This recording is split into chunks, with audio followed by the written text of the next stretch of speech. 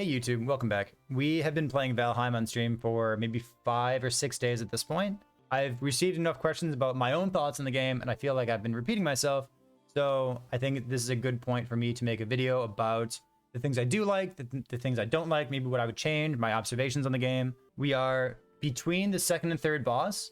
We have not killed the third boss yet. We have like maybe 3 or 4 people playing on the server. For the most part, whenever I'm playing duo. I'm very seldomly playing solo. We've got some portals set up, some aesthetically pleasing stuff, little garden. Definitely not min-maxed compared to people that I've seen who have like really dug into the organizational aspects of the game and try to make things as organized as possible.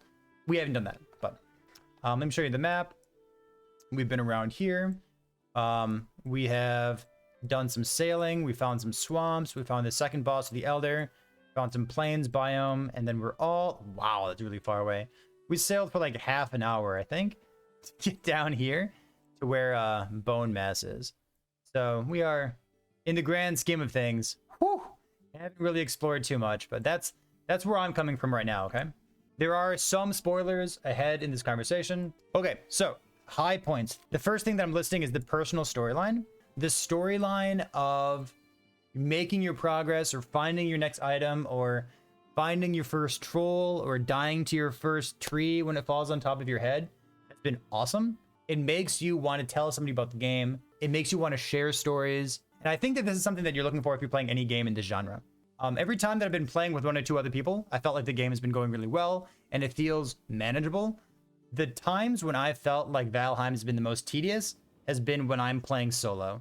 Like when you need to be the person who's going there and going back and doing the mining and doing the smelting and doing this, like it really does feel tedious, and I think tedious is the right word for it. I'm gonna touch more on that later. But as soon as you add 1 more person to the mix, it's more than the sum of its parts. It makes it more than twice as easy because everyone's making progress on these same things. So I would say, like, if you're gonna play this game, I would say like 1 or 2, maybe 3 other people. Seems excellent. In regards to storytelling, the things that I've liked about the game, holy crap, sailing. There are some cinematic, memorable, and I think this word is excellent, epic moments that go into Valheim when you're in a boat and the music turns on and the waves and the water physics are like crashing against your boat and your boat tilts sideways, and then in the distance you see like a mountain cresting up and you're like, oh my god, I want to go over there. We did some sailing west to our second boss when we were still trying to get established there, but this journey right here from where we were on our swamp that kept killing us over and over, and discovering this place for the first time. There's a mountain here, so the mountain was like rising in the background. It was phenomenal. It was absolutely like a high point that this game delivered on, and like that's the kind of high point that you want to hit when you have a game like this. The sense of adventure, the tide like rolling in and rolling out, and the waves are phenomenal. I think the last thing is like the building and the organizing. So transforming the wilderness into a base, like terraforming the land, not getting pushed off the ledge by Pineapple as I'm talking to YouTube. So I've got some critiques coming up next, and then I'm going to talk about some like personal critiques, but we're going to start with the more generic ones first. So critique number 1 is the tutorial system is based on 2 things primarily. There's a bird, a giant crow that shows up and like gives you instructions, kind of tells you what's going on in the world. And the bird just doesn't really appear anymore. I haven't seen him in a long time. Not really sure where he went. I would like pointers. I think it could come and be like, hey, remember this thing you were working on? Or like, hey, remember that next task? Or like, hey, remember you haven't tamed any pigs yet. Go tame some pigs. So the tutorial system is based on birds, and it's based on these like red glowing rocks that show up. And the red glowing rocks, they're spread out across all the terrain. I think those are good, because like you can always go back to them and read them. Their presence and their existence in the wild, they really stand out. And you always see them there, and it kind of reminds you like, these are the things that I should be knowing about. This is how I'm going to learn about the game. I don't know where the crow is though. Next, difficulty progression. So the difficulty of Valheim seems to be based on biome. There is the meadow biome, and then shortly thereafter, from starting the game, you explore the Black Forest, and then the next biome of difficulty after that is the swamp. Moving from the meadows to the Black Forest, which is the first difficulty jump, it's good. It really is. And there's the bird that shows up and says, hey, you know, be careful going into Black Forest because you might hurt yourself there, right? The difficulty from going to the Black Forest to the swamp, I felt was super high. I spent a lot of time dying in the swamp, and even without regard to the poison, I just feel like the swamp is an absolute mess. Oh, it's so scary.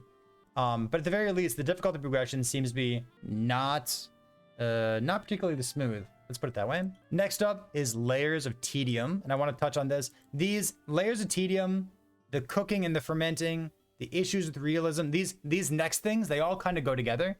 So I'm gonna, lump them together for you. So speaking of tedium, when you play a game like Valheim, it feels like this is kind of what you're signing up for. This is a game that is extremely grindy. If you're not ready for that, maybe this game isn't for you. If you are ready for that, you're gonna eat this up. Because this game is definitely a slow burn. There is a lot to do. There's a lot of organizing to take care of. We in chat have been talking about clunkiness that's derived from reality, as opposed to clunkiness that is unexplained. So some of the clunkiness that's derived from reality. For example, if you want to cook something, you need to, and I'll show you this real quick. Let's go walk in game. If you want to cook something, I just walked through a portal by accident. If you want to cook something, you need to bring it to the pot that's over the fire, cook it there, and then also ferment it. And this is something that I first experienced when I was doing the poison potions. And I think I understand why the developers made this the case. So I'm going to show this to you right now. If you want to make a poison potion, you come over to your cauldron here, you click on this, you click it, boom, all of a sudden you have your item. But before you can use the item, you need to go to your fermenter, and you ferment. Maybe it takes 10 minutes or so before your poison potion is ready to actually be consumed and give you your poison resistance. This is derived from reality. It kind of makes sense from like a gameplay design perspective. You understand why the developer may have done this. They did this so that you can't just instant gratification have a poison resistance.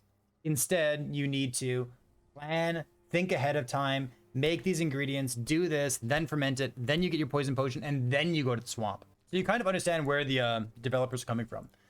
As opposed to clunkiness that is unexplained, and it feels like there's quite a bit of this in the game. If you played this game for a couple hours, you've encountered this already. You can't bring unprocessed ore or freshly processed like iron ingots or whatever. You can't bring it through portals. And portals are like your fast travel system in the game that you get fairly early on. There's no reason for that, and I wish there were. I get when things have explanations in game, but I don't like when there's not. I wish the bird came down and said, hey, watch out, metal is mystical and metal doesn't work with the portals because of so-and-so magic is going on. By the way, you can't use them. And like, that would be fine, right? All of a sudden, me as a player, I understand what's going on in the game, and I have a piece of rationalization for why this is clunky. But they didn't give me that. And instead, it's just like, oh, you want convenience? No, we don't do that here. And I don't like that. That doesn't sit well with me. Making a journey on boat and taking 20 minutes to go sail to a new island is amazing the first time you do it. The second time you do it, it's actually still pretty good. But making it a third time is like awful. It's exploring new stuff and finding new parts of the map. Like that's excellent. And that's really a part of the fantasy that's delivered well upon. But like that's not. And I don't have an answer for this. Maybe portals are OP. Maybe more things should be unable to be carried through a portal. Maybe fewer things should. Maybe portals should only be set distances, or maybe there should be different tiers of portals. I don't know what the answer is, but something about this, I don't like it. Regarding clunkiness, we've talked about like small inventory. There's small boxes. It's a long time before you actually have spare iron to make box upgrades so you can carry more stuff. And like the inventory in this game, it's quite small. You get 300 pounds and you have all of your items up here. Maybe you're carrying some food around. Maybe you have like your helmet and your cloak and your gear here as well. And maybe you're carrying like, you know, a torch and maybe an optional weapon. You really don't have a particularly large inventory. And there's some things in this game that weigh an awful lot. Iron, metal, those things weigh an awful lot. Woods, coals, stone, they all weigh an awful lot as well. The boxes, they're so small. They almost feel like artificially too small. And you can't fit these things in. And you have all these trinkets, and you have all these trophies, and you have all these different ingredients, and you have dandelions, and you have seeds, and you have all these things like, oh, maybe I'm going to need this someday. The organization's a little bit of a hassle. we're gonna move on. When we were trying to qualify exactly what this critique looked like, it's a balance between, here it is, whether something is true to life or whether something is fun to repeat. Can you make this balance work? Can you make it like can you make it true to life and can you make it fun to do? I feel like this is lacking in Valheim, at least per my experience. This is something that I particularly want to complain about because I was adventuring with a cart once. I went down a mountain, the cart tipped over, it unattached from me, there's a troll there, and like the troll smashed it. It's like, great, this is awesome. So speaking of borrowing from other games that are in the same genre, when you think of games like this, like adventuring games, you think about like having an expanded inventory, or maybe like the 300 limit goes to 450, like somebody just said there in chat. It's different from like having a weight limit increase or like actually having a bigger backpack being able to carry stuff. So like, sure, when you're going across water, you have a boat, ship inventory that can carry stuff as well. But like, do I really need a cart? Why are we relying on like a cart system that is so new to this genre as opposed to just like a bigger backpack? I feel like that kind of solves the same problem, and it solves it in a way that a new player would be familiar with because they already have that experience from playing other games in the same genre. So these are like more personal critiques. These are things that like I don't really like, and also just like my reflections on my own experience in the game. Melee combat. I don't think this is a melee game.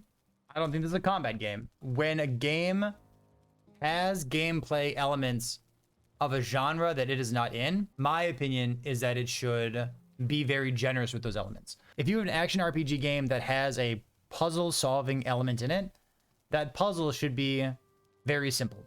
It should be easy to solve. It shouldn't be a clunky system. It shouldn't be something that gets in the way. It's just kind of like, oh, here's a tic-tac-toe board, go solve it. Something along those lines. The melee combat in this game, I don't find it particularly forgiving at all. This might be because of my PC. This might be because I'm streaming the game at the same time and I have a lot of things computationally going on. But blocking and parrying is very strong in Valheim.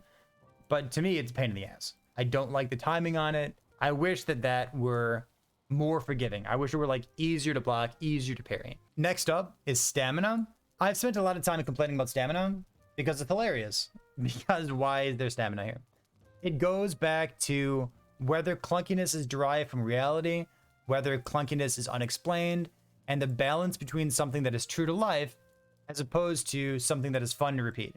So stamina is based in reality. I get tired when I do things over and over again, right? Regarding the combat system specifically, before we talk more broadly, somebody in chat said that the combat without stamina system, it would be way too easy. If combat in Valheim is too easy without stamina, then the combat system's probably bad. It's probably just a bad combat system at that point, right?